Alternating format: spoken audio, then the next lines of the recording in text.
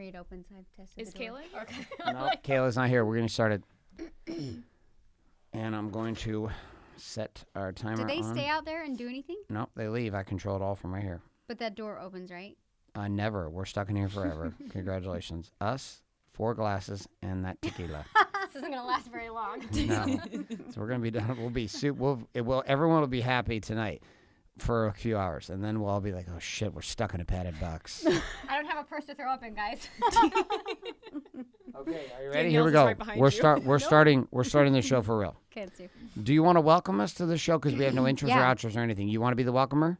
Yeah. Or you want me to welcome us? I'll welcome. All right, here we go. And show begins in... Wait, how do I welcome? What should I say? I just asked you if you want to welcome. Like what's you said protocol? Yes. We're welcoming them to the show. Shove your water bottle forward, Danielle. Okay.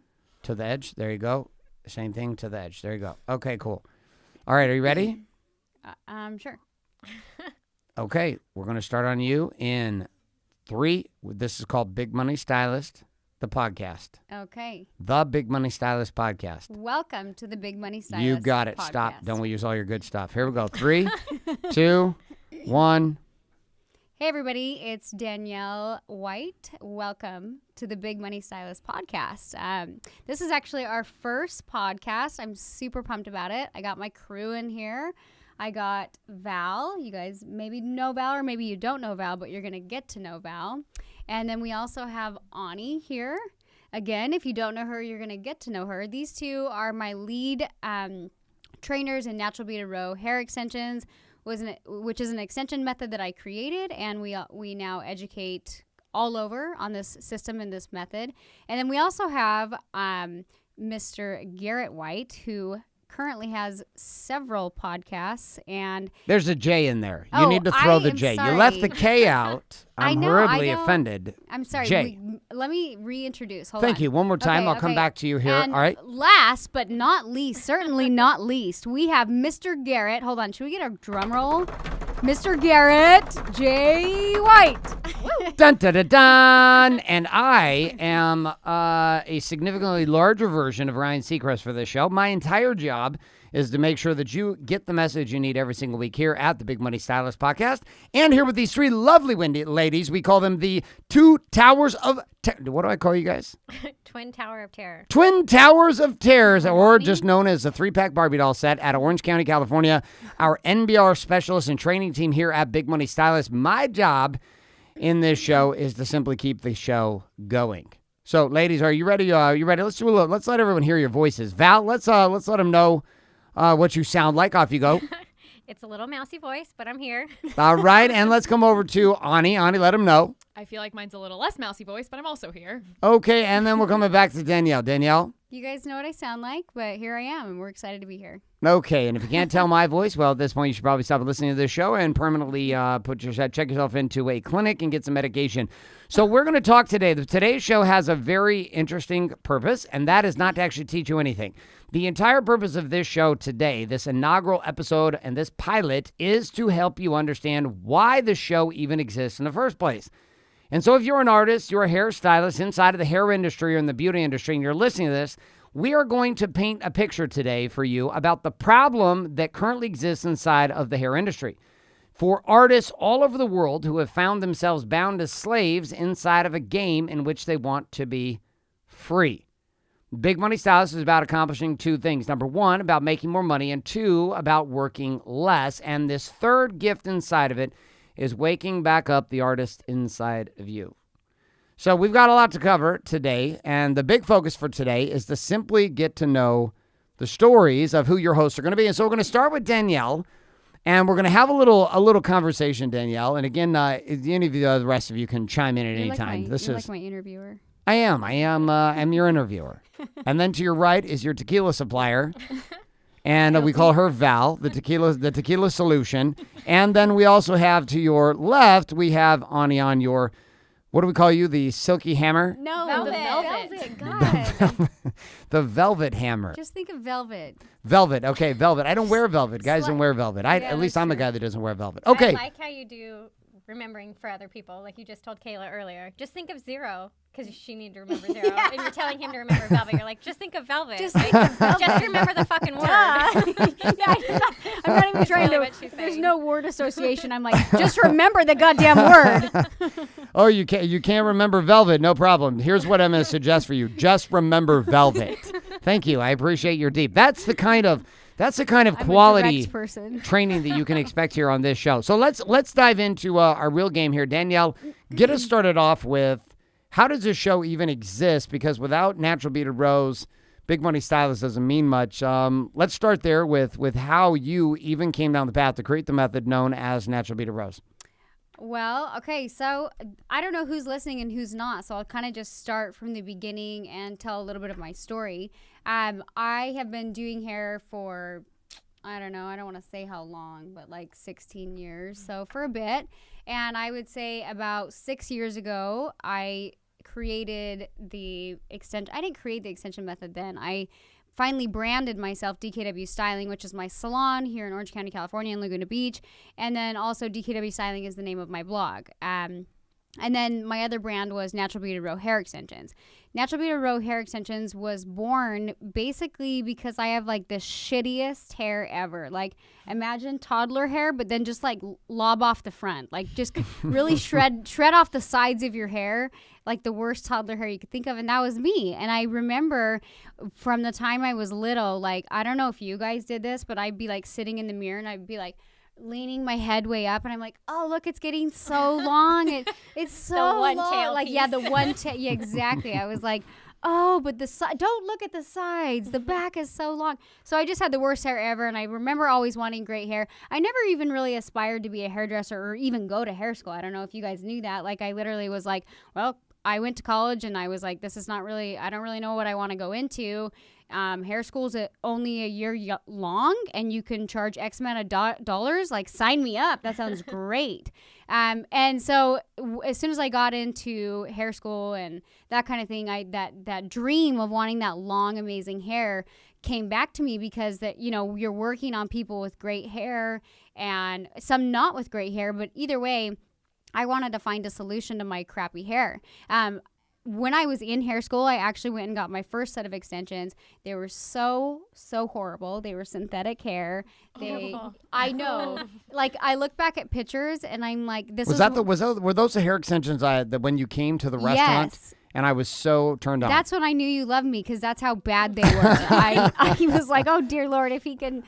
I don't know. It was like, I look back at pictures and it was like a silky mop in my hair. Like, that's the best. It was silky noodles. Like, I don't even know how to describe it. I'm Val, gonna need did you you to find a picture, please? we are gonna need some. I will find Yeah. proof and I'll put it on like a blog post or something. Like, I'm not exaggerating. Like, silky noodles. Okay. So Val, did you ever have the silky extensions? I had the noodles, but I never did Oh, synthetic hair. well, I you're got in for synthetic a hair treat. braided into my scalp Oh. so that they could sew on the regular track, but I never had synthetic oh hair yeah, no, that exposed. doesn't count. No, I had full. You had literally hair sewn into your scalp.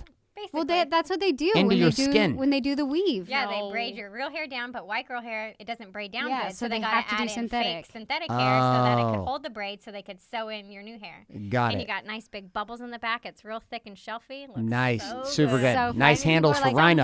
Mine look Oh. like a rad Bon Jovi mullet. I'm like, Sweet.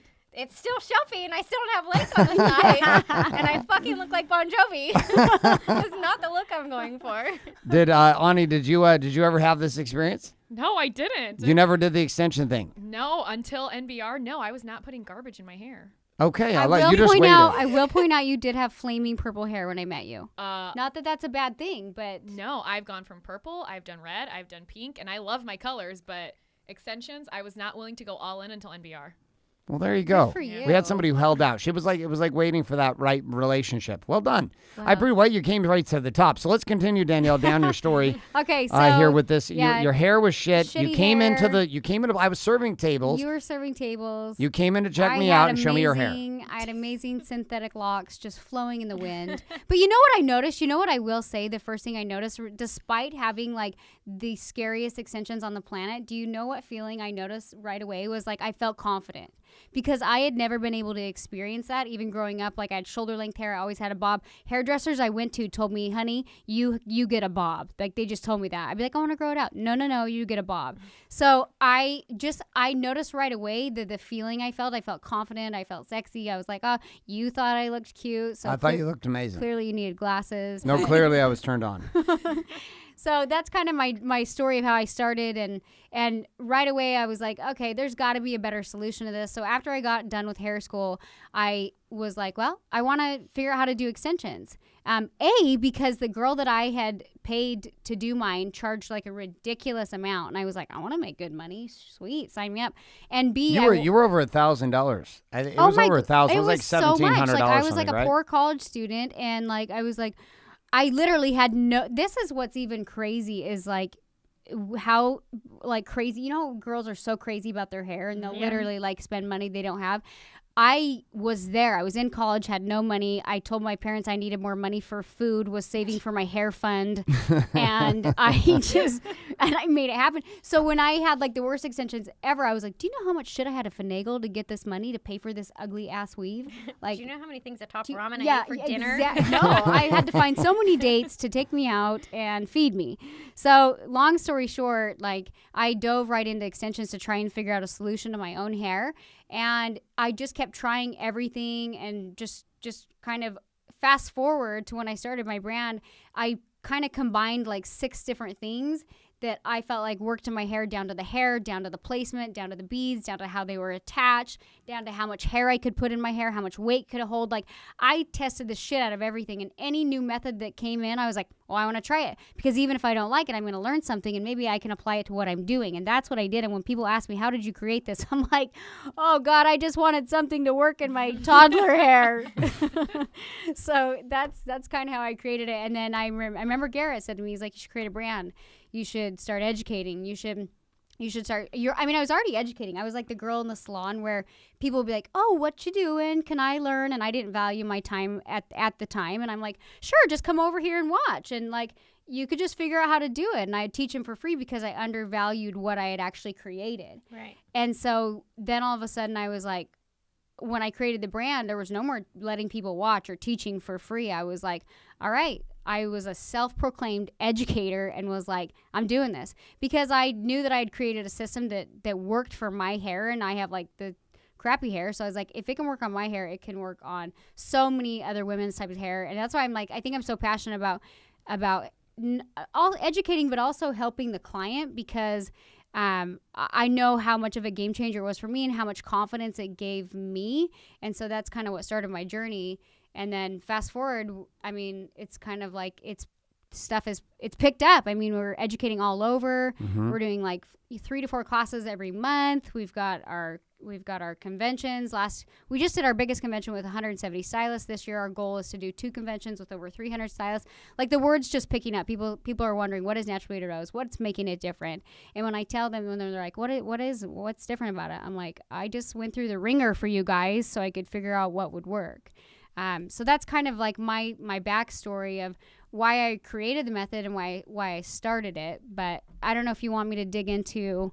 We'll come back a little. Okay. We'll come back a little bit more to your side of the game here in just a little bit. One of the pieces I want to dive into though is the connection to who Coach Val is and who Coach Ani is. Which, if you're here on this show, either watching it or listening to it, every single week you're going to have both of our top trainers inside of the Big Money Stylist programs, both of them able to cross over between the methodology known as Natural Beauty Rose and also the business side that we call Big Money Stylist or BMS. And so we're gonna help to define those 2 ideas for you today. But the best way that I could go about helping you get the clarity on that is not just to have Danielle's backstory. There's more of her backstory I want you to understand. But we're going to actually start, and we're going to come to Coach Val, because Coach Val was, Valerie Plunk was the first individual to really get it as an artist and to step out of her old world into a new world with Danielle, and has been running for 18 months, almost 2 years now. Full Speed with Danielle is our #1 artist inside of our salon in Laguna Beach, California, as well as our lead trainer in Natural Beauty Rose at all of our intensive events and conventions and inside of our networks online. So let's come to Coach Val, Coach Val, first tell us a little bit about this gift that you've brought that sits here on the table. Well, it's the gift that keeps on giving. Tell us about this gift that keeps on giving. Well, I saw pictures and videos of your guys' podcast last night, and you Yes. guys had champagne and wine glasses, and I was like, tomorrow's our first podcast, and I don't want to show up empty-handed, so I brought a bag. And I brought tequila, I brought some shot glasses, and I even prepped some limes because we're classy like that, guys. Big money stylists. And then Danielle said the word tequila, and I was like, "There's my sign." I'm for That sure was your bringing it out. that was your segue. You have tequila in your purse? Is that what? It wasn't. It was in. Her tequila was actually in a special NBR bag. That says tequila on This it. does say tequila on it. Okay, just in case anybody was forgetting what was in the bag. Okay, well, so we'll come back to the tequila here in a second, though. Let's come back to a serious game. Talk us about your entry into this entire world of Natural Beta Rose.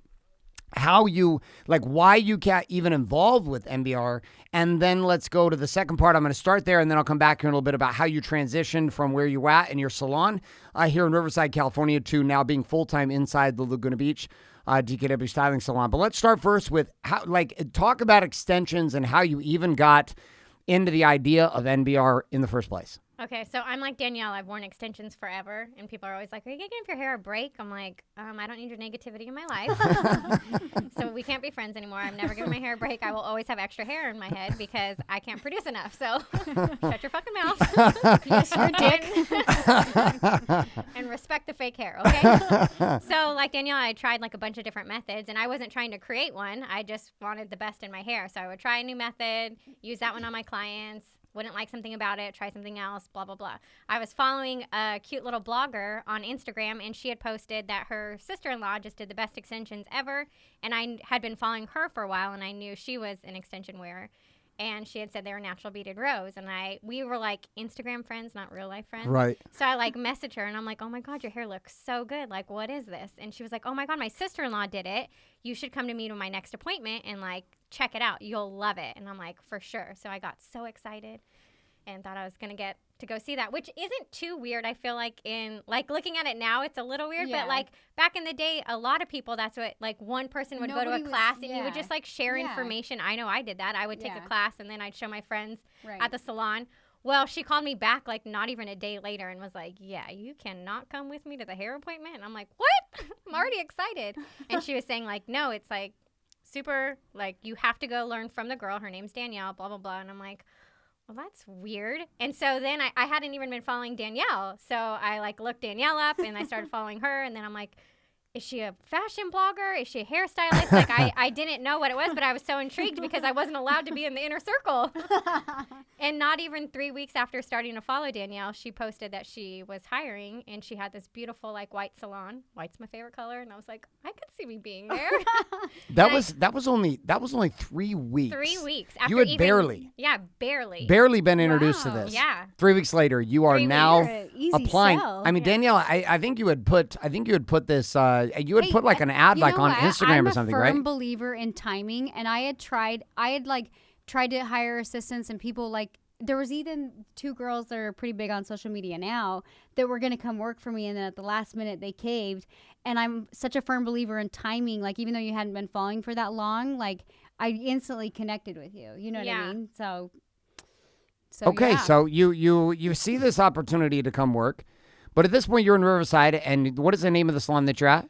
Salon OC. Salon OC. Okay, so but that's actually in Irvine. No, it was in Riverside. It was in Riverside. Salon OC in Riverside. Isn't that funny? It is right, and nobody who's not from here would have any fucking idea what that means. So it stood well for the done. neighborhood orange crest, but they put a spin on it, so we would be like Salon OC. Nice, Yeah. well done. Trying to be all bougie. It was That's foreshadowing fancy. to where I was going. Yes, guys. that's right. Well, you know what? That's good marketing. That's great marketing. Yeah. Called themselves Salon OC. Okay, good. So you're at Salon OC, and you're seeing this opportunity to come work with Danielle. Mm-hmm.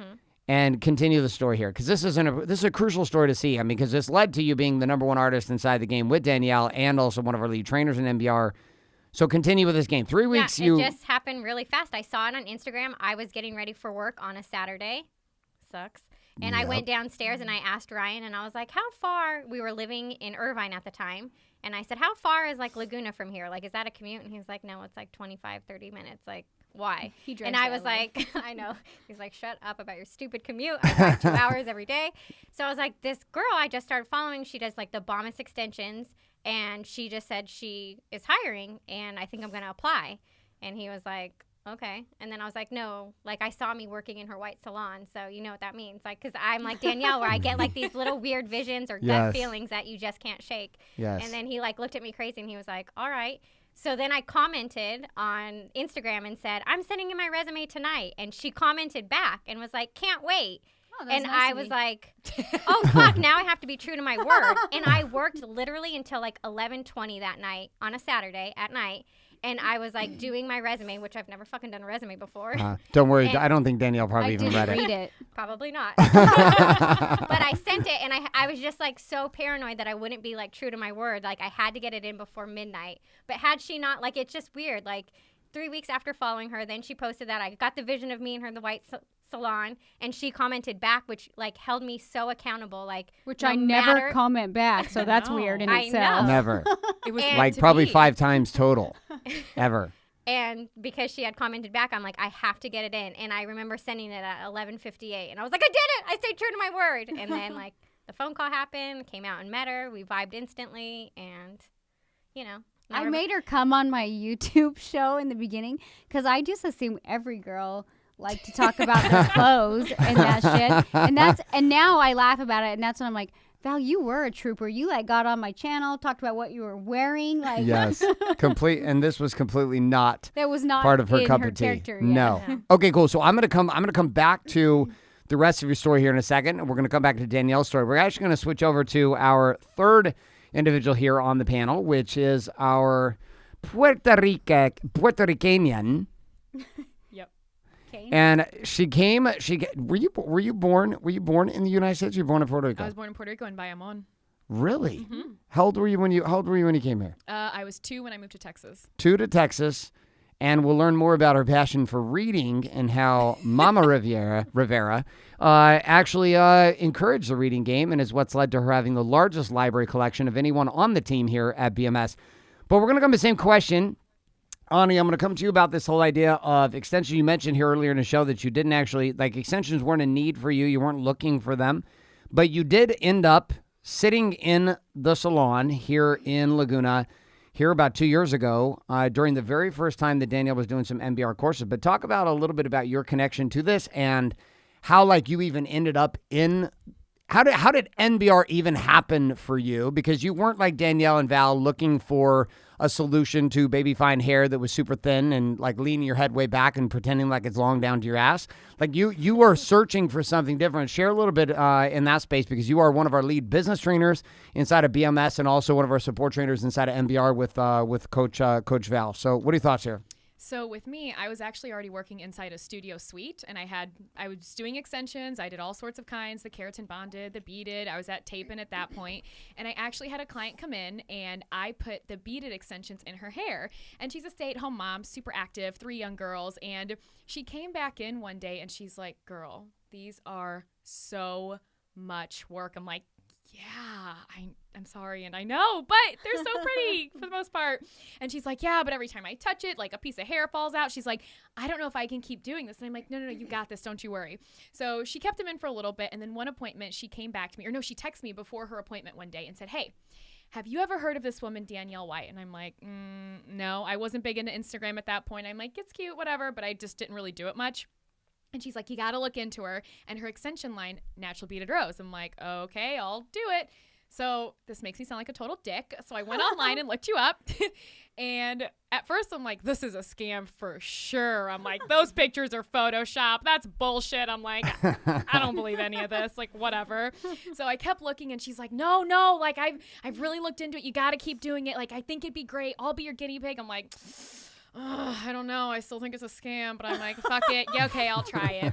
So I went online. I'm like, I'll do the online course. If it's a scam, well, it's fucking karma for her, so shame on you. I'll do it. So It's the biggest scam of my life. still going strong. No, it's not a scam. So I went online. I bought the online course, and the minute I started watching the videos, I was like, oh, fuck, this actually works. I was like, it now makes sense how her before and after pictures, why they were so homelessy before, and so like model beautiful after. No offense to anyone who's ever had a before picture, sorry, but I've been there too.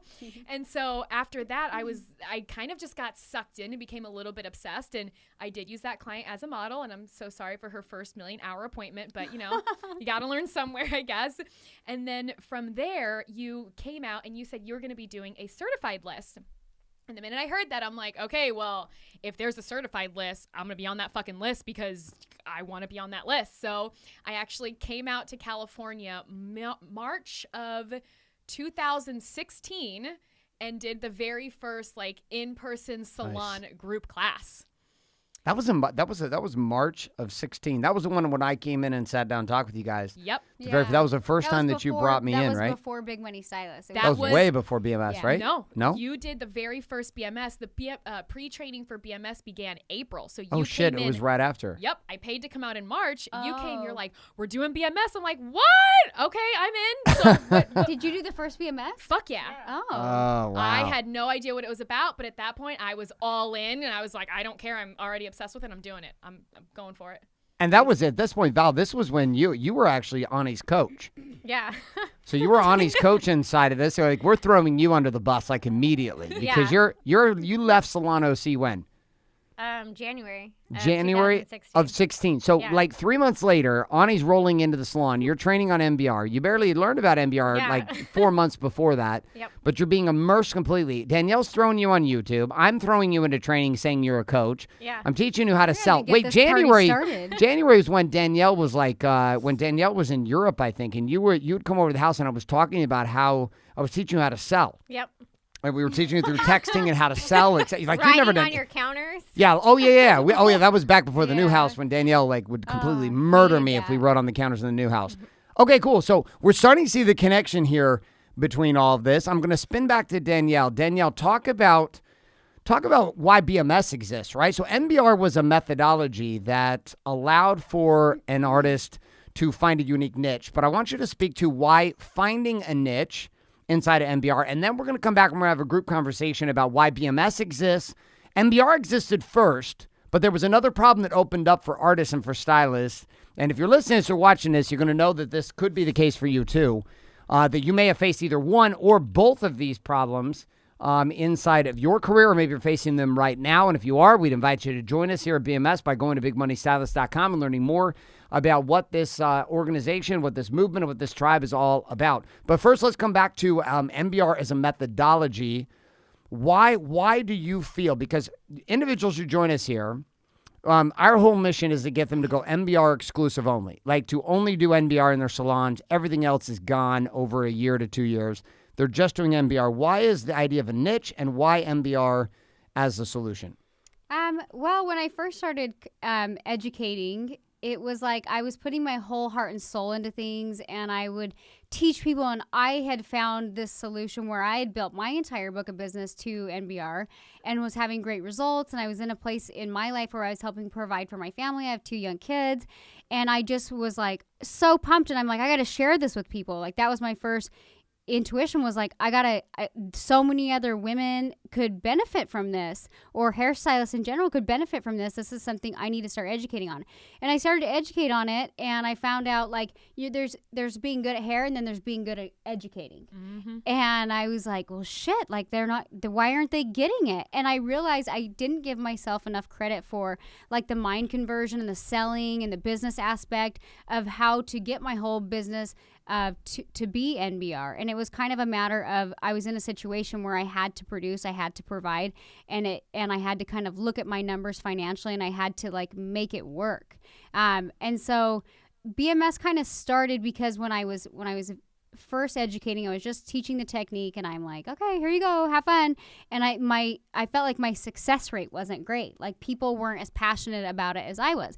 There was people like Ani in the beginning who, she didn't work side by side with me, but like she saw the value in the system and was like, I'm gonna make it happen. And there was a handful of people like that like they were just like, I see her vision and I'm gonna keep going. But then there was also a lot of people who kind of like it's like they were missing a key element. They were missing this, and it wasn't just social media, and it wasn't just how to take a before and after. I mean, yes, it was the technique itself and then the technical side of it and the artistic side of MBR, but there was this whole other side that our industry was missing. And so for the next 2 years, after I started educating, I actually did the whole education circuit. Like everybody was coming out and everybody was all of a sudden a self-proclaimed educator, and everybody who had a following was putting on classes, and like that was the thing. So I went and I did the class circuit, and I was just kind of go and sit and observe, and I was like, the questions that were being asked were people were like free me, save me, like how do I they were asking like, what are you charging? They wanted to know how these artists that got to this place, how they got there, you know? Like they wanted to learn a new color technique, but that's not why they were there. They were there because this particular artist was catering to celebrities or had a huge following, and so they wanted to have that for themselves. And they thought that by having a new technique that this would get them to the promised land.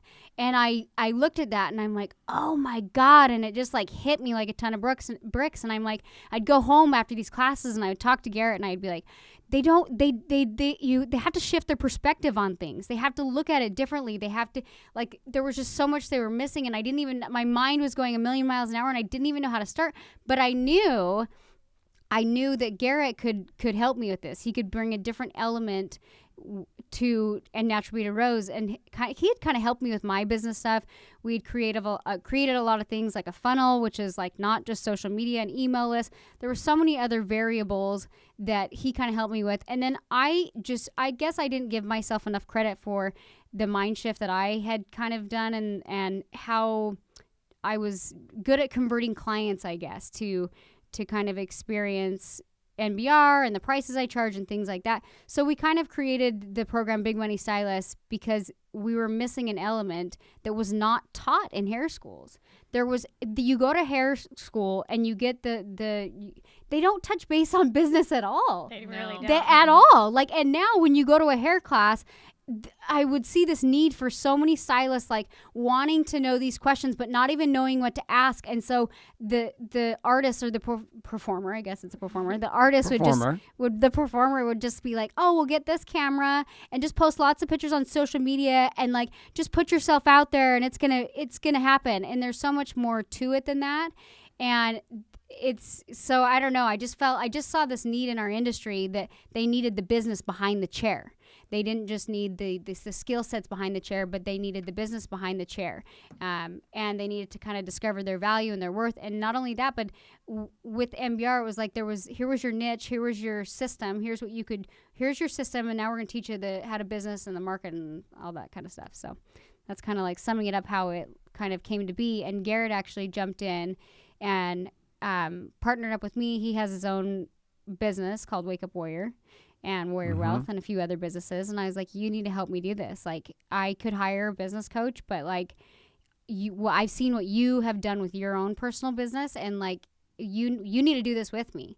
And I got him on board this last year when we started Big Money Stylist, and it's just been a really cool thing to watch unfold over the year. And it was like my vision, which our industry needed so badly. I saw stylists with us having results and experiencing what I had experienced at so many levels, and I was like, shit's working. So this entire game that we're hearing unfold, we're going to come to Val and Anna here in a second. This was built because of a series of problems. Like, NBR was a solution to a hair problem. Then NBR became a solution to a business problem for artists all over the globe.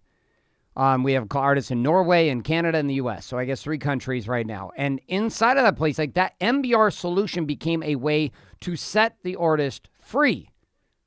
But that was one piece. The second piece in this was the opportunity to be able to actually take the methodology to the marketplace. The method wasn't enough. Just to know NBR was not enough. Just to know of NBR was not enough. It was one thing to come have the method, but then there was this other problem that opened up, which is most artists inside of this industry work as slaves. Like, you work as a slave.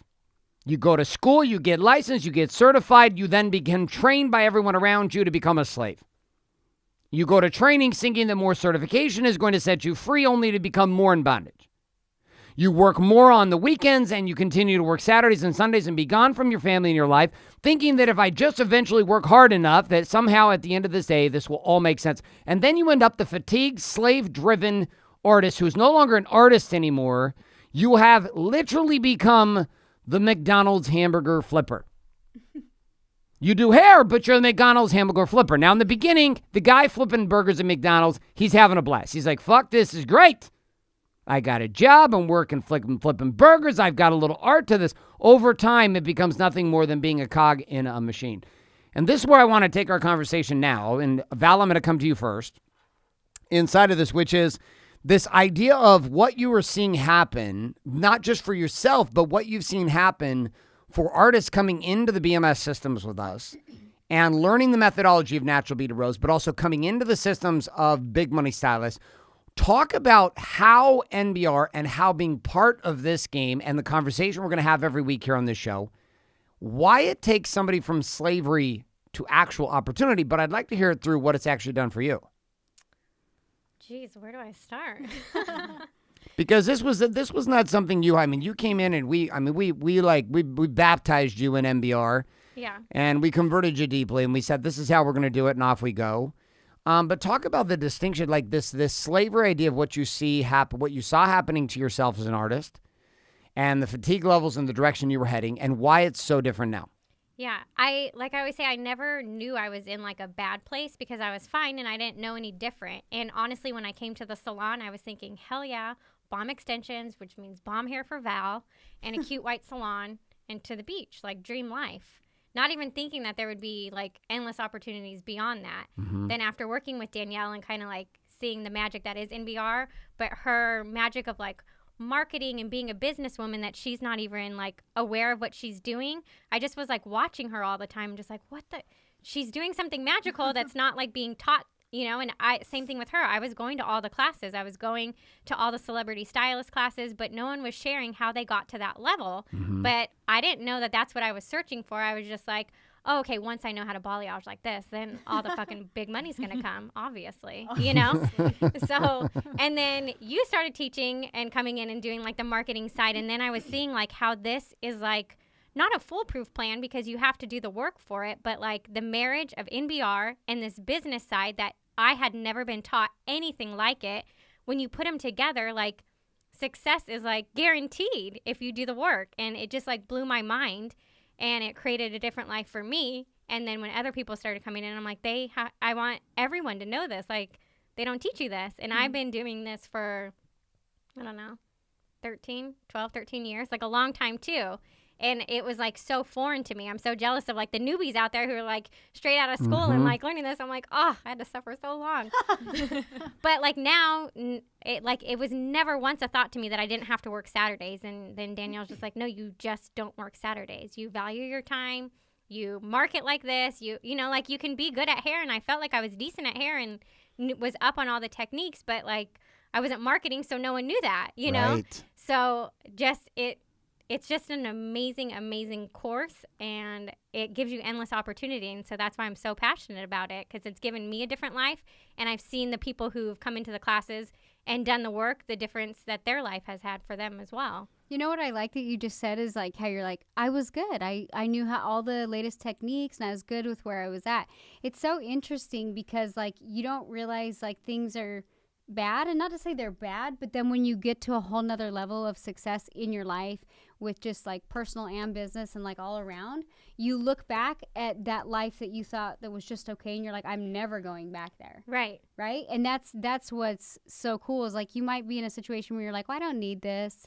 I'm good. Like I'm fine with where I'm at. And then once you have a taste of like something else, you're totally like, whoa, like it's go time. Like, and you guys used to always ask me like, what, tell us your pain point. And I'm like, I'm fine. There's no pain point. And then now like I cry every time when you guys like ask me, because I'm like, oh my God. My life was garbage. Yeah. Right? I missed out on like soccer games. I missed out on like my son had like 2 emergency surgeries, and I was like worried about getting back to the salon, not being in the hospital with him. And you like, didn't think that was bad. You were just like, yeah, that's just what you do. You suck it up. Hairstylists work on Saturdays, whether your kid has surgery or not. You know, like it's crazy to see when you're like looking back. So if you're listening to this and you're thinking like, I'm fine, Yeah. No, there's always room to grow, and there's like better life and more opportunity out there. Right.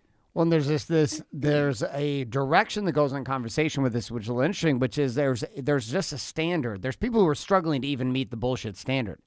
So a lot of artists are even struggling to try to get to what's supposed to be the actual peak of the mountain, which is, hey, congratulations, you work 6 days a week, 12 hours a day.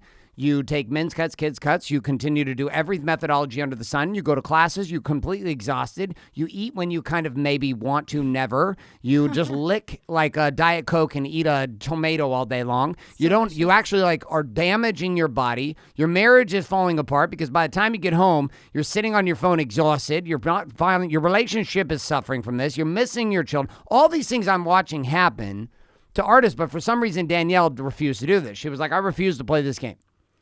I refuse to play this game. I'm not going to play this game. I'm going to do it differently. And inside of this, we're going to come actually to Coach Ani because, Ani, your situation is a little different in the fact that you do not have kids. Okay? You have a fiance, but you're younger in the industry. You've been in the industry for 6 years, 5 years? 8. 8 years. Okay. So 8 years, youngest of the 3, 8 years in the hair industry.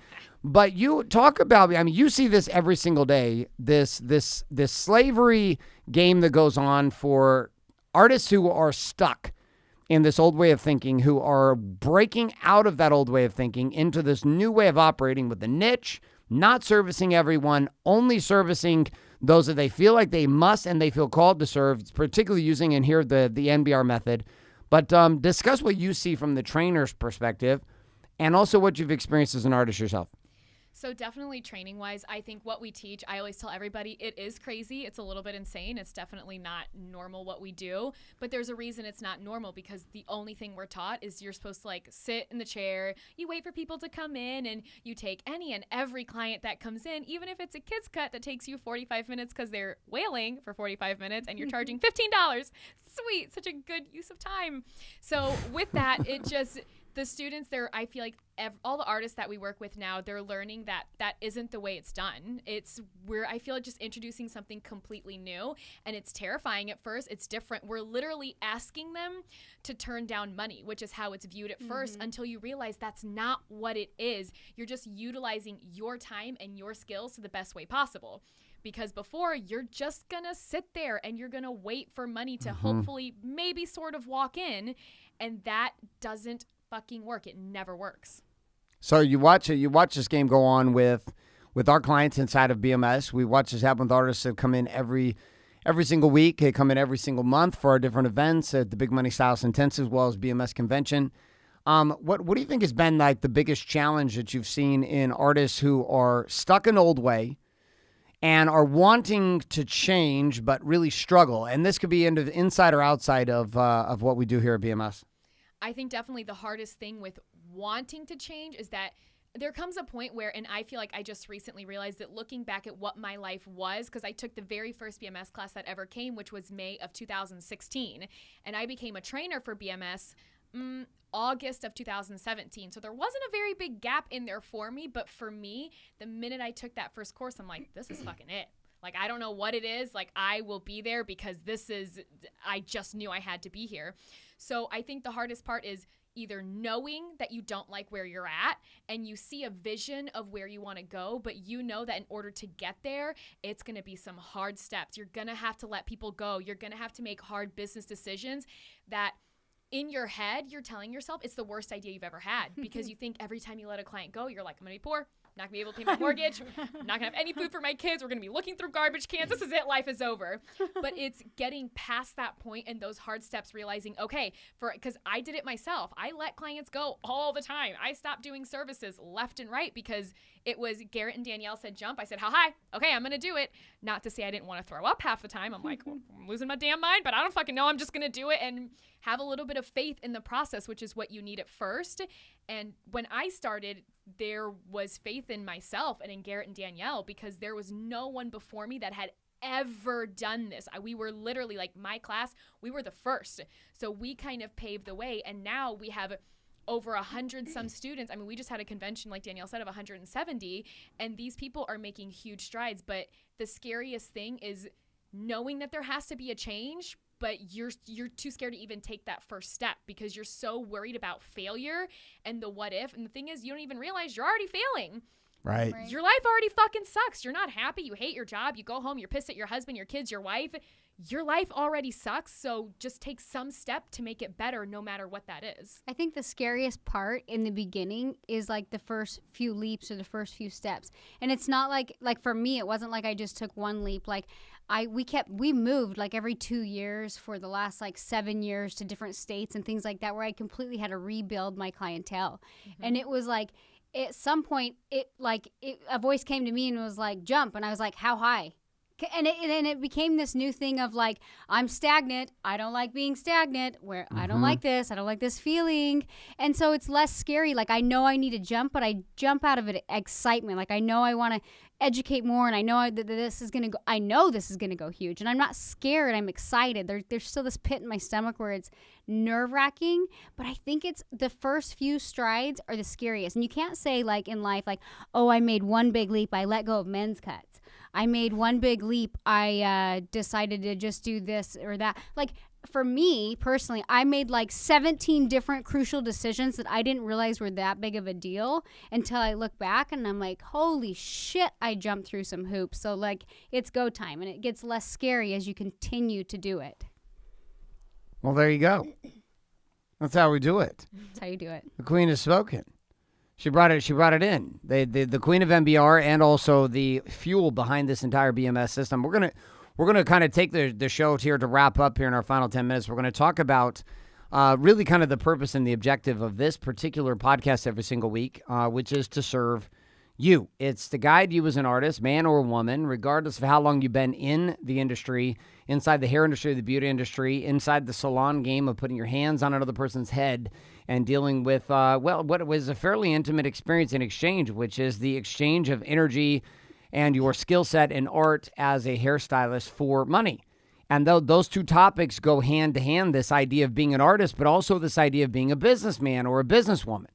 And so this show itself is going to be framed up in a certain way where every single week we're going to focus on a different topic. The first topic we're going to discuss next week will be the topic of power. And I'm actually going to come to Coach Val on this one, and I'm going to ask her the following question. What have you seen? Like, one of the things that we focus on tons with our students here inside BMS is this ability to believe in themselves as an artist, to see themselves in power, and then to make decisions from that place. Like, there's a constant coming back to it inside of our classes, inside of our virtual masterminds, inside of our groups online, inside of our live events, inside of all of our students we're working with one-on-one. Say, hey, listen, like, here are the tools and science to believe in yourself. Talk for a second about why all of this doesn't work if you don't have any power. Like, why does this not work? If you're an artist and you don't believe in yourself, and you don't have cross-check with the shame and blame and guilt button inside your own mind, why is MBR never going to work out, and why is BMS never going to work out for you anyways? Well, because you're just spinning the hamster wheel. You gotta think differently. You gotta be different. And if you don't believe in yourself, you're not going to get the right clients in your chair, and you can't grow into the next person that you're supposed to be. Power. Power. Power. You remember when I make everybody say this? Power. You're supposed to say it right then. Power. Power. Power. Power. Power. Power. Danielle, you're not even up on the microphone. You distance yourself. I want to hear just Sorry. you. Power. Nice. Well done. You threw the whisper in. Okay, so one of our topics is going to be power. We're going to talk all about the things you're going to have to do on that week around mindset and around psychology as an artist, both behind the chair and in front of the chair, to be successful in running your business, because, yes, you are a business person, man or woman. Now, second topic we're going to move to will be the second week, and that second week is going to be all around the idea of production, which is actually the front side of the chair. And I'm going to come to a different person inside of this one. We're going to have Coach Ani explain a little bit about why the business topic on the front side of the chair, not the back side of MBR, but the front side of the chair, marketing, sales, and systems, is so crucial to the entire exchange. So, Ani, give it to us here. That's going to be our second week of topics, is all around the idea of production. Why do you see this as such a crucial topic to be had for artists in general? Because there are so many, and I mean, I'm sure there are hundreds of thousands of amazing artists inside the industry, and you don't know anything about them. They're still poor, and honestly, even some of the people that are really big name artists, they're not making as much money as you think. Not that money Never. is the give all end all of everything, but at the same time, you're not working to not make money. We all have bills to pay. So with that, it's great to be an artist and have that down and know how you're going to color the hair and put all of it in. But if you're not able to market yourself to get actual clients to sit in your chair, then everything you're doing is pointless. There has to be a marriage of being an artist behind the chair and being able to do that and being a businessman or woman in front of the chair to build yourself as a brand and get those people to sit with you. So we've started with this topic of power. Okay, Coach Val gave us a little insight on that. We're going to spend a week on that. The next week we'll move into production, which is the ability to actually get paid. Third week we're going to talk about profit. Third week we're going to focus on the actual money, like the making of the money and the keeping of the money. And you know what? I have yet to meet an artist who has like less shame around the idea of getting paid than my wife as an artist. Like she doesn't give a shit. She's like, I will get paid. There's a backstory to that. I will get paid what I'm worth. And talk a little bit about why as an artist it's so important that they be comfortable with the topic of money, just dealing with it. You know, we said yes. I think that artists we genuinely like love what we do. We're kind of people pleasers. We love the art behind it. We're very passionate people. Like I've never met an artist that wasn't super passionate. Like it's just like we're very passionate people. And so a lot of them, we let our clients kind of dictate what we're worth because we just love it so much. And we're like, oh, I'm in it for the art.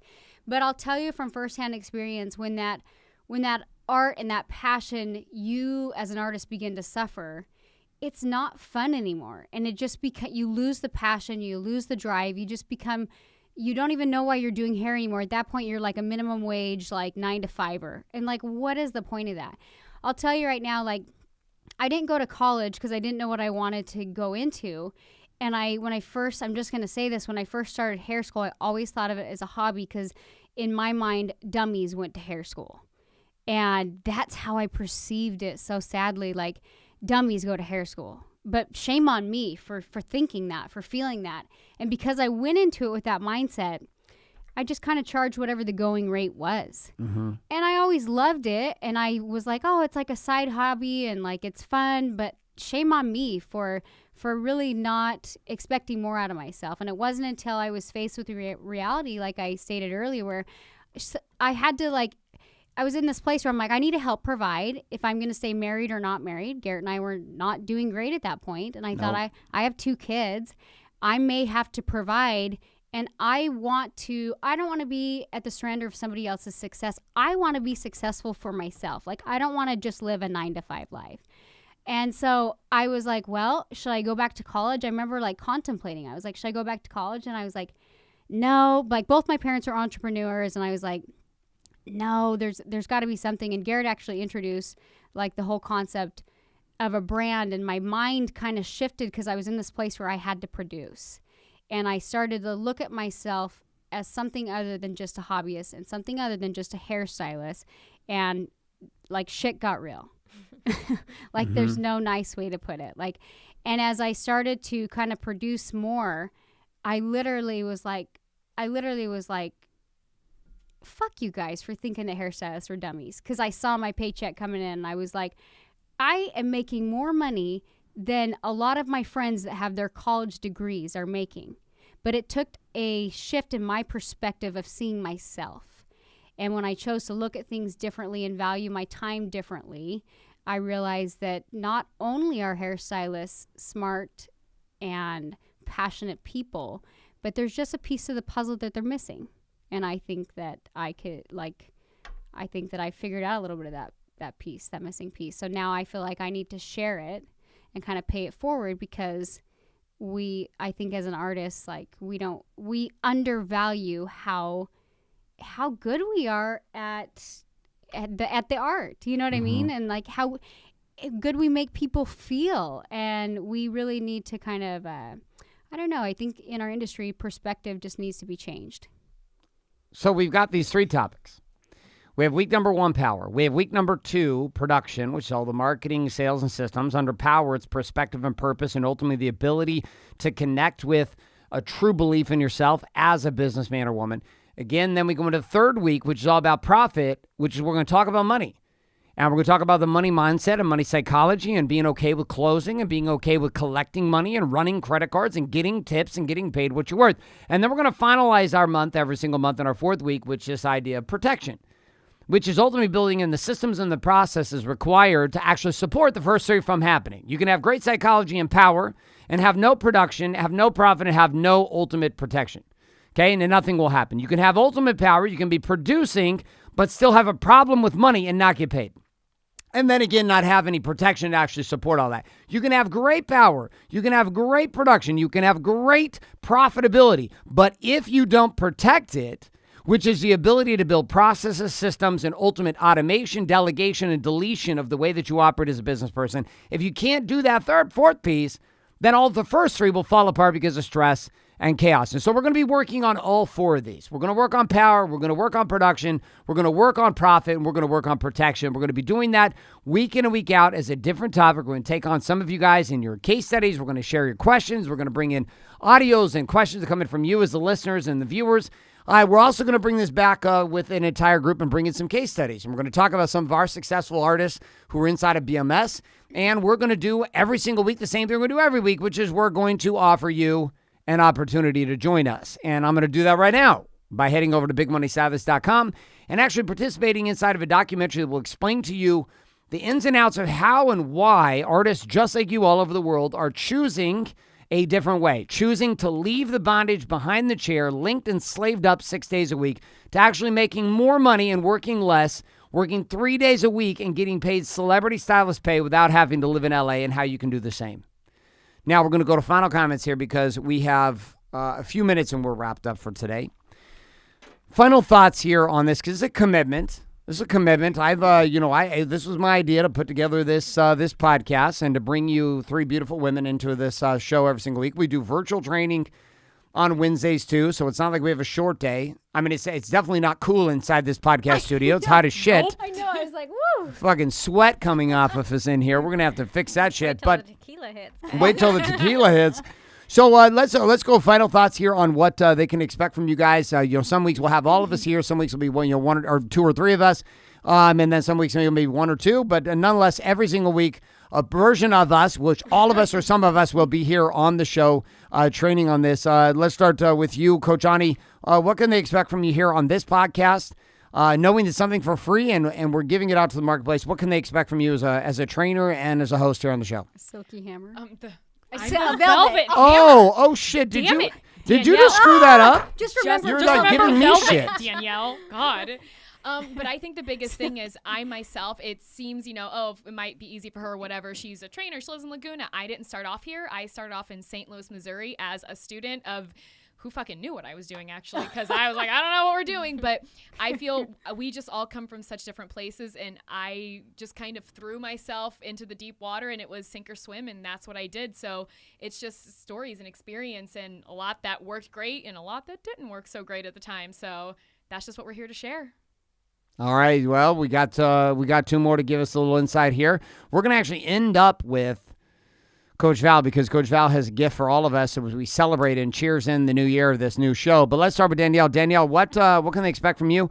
You may not be here some weeks. You got a busy schedule, a lot going on, but some weeks you're going to be here. What do you got? I am such an emotional basket case half the time. No, I'm just kidding. I'm a passionate person, and I like that Val's pouring me a shot of tequila right now. But no, you can expect you can really expect all of us to give it our all. We love training. We love educating. I love, just like Ani said, sharing life experiences. And I don't know. I just think this podcast will be good because there's only so much you can share on an Instagram post. So What? Right? I know it's weird. Crazy. It's shocking, but I connect with people better through watching or listening to them. So I just think like in person we're cool people, and so I don't know. Like if you look at my Instagram, like you might be like, who is this chick? But I think all of us are a little more relatable and real. Like we're cool people, so you can expect us to be real with you and say it how it is, with also knowing that we're gonna give it our all, and we genuinely care about the people that are in our little tribe. So. Mm-hmm. we're excited to have you if you are a listener and a follower, and go ahead and share this because it's going to be some good shit.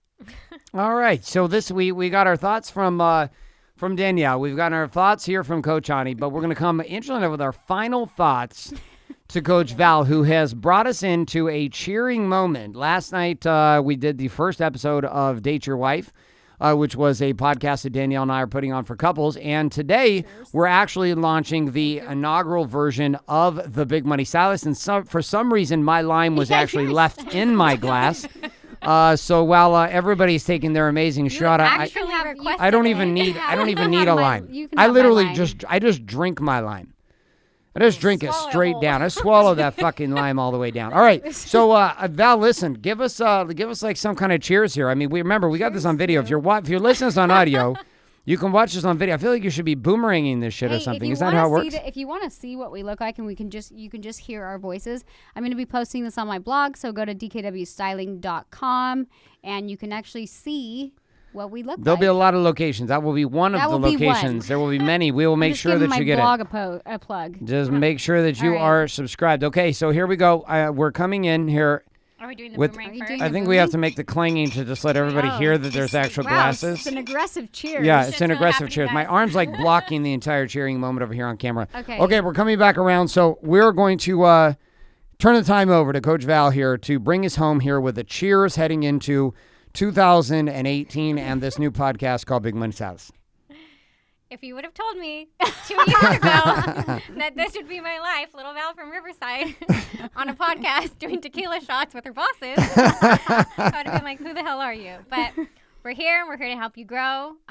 Tune in with us every week. All I can say is that we do care. We all come from different places, but we're here to help you grow. And we do shit. Yeah. I love being the butt of jokes, so tune in every week for that.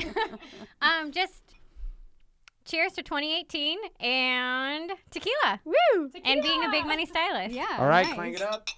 Woo. And put it down. Oh. Ready, set. And I didn't get a lime because my lime was in the bottom of my glass. Danielle, literally, we caught that on video. It's proof. Woo! Nice. This is what we talk about with the Big Money Stylist. Danielle, give us a final 20 seconds, and we're going to close the show off for episode 1. Right after you took that tequila down, a little burning sensation down your throat. It's going to be good stuff. It's going to be topics on hair, life, business. I'm a mom of 2 kids, so I can only speak for where I'm at and what I've gone through. And it's going to be a good time. I feel like I'm young, but I've gone through a lot, and I'm always looking to learn and grow and share it with you guys. So if you want a good laugh and you want to learn and grow with me, you're going to want to tune in every week, and we're here to entertain you. Thank you so much for being here this week. This brings our pilot episode here of the Big Money Stylist podcast to a closure. If you're not subscribed in iTunes, Google Play, or Stitcher to this, and or following on our Facebook page, Instagram, and or on our blog, make sure that you do all those things so you can get all of the audio, the video, the show notes, as well as all of the action guides that come along with each one of the shows every single week. Head on over to bigmoneystylist.com. Thanks so much for being here, guys. We will see you next week.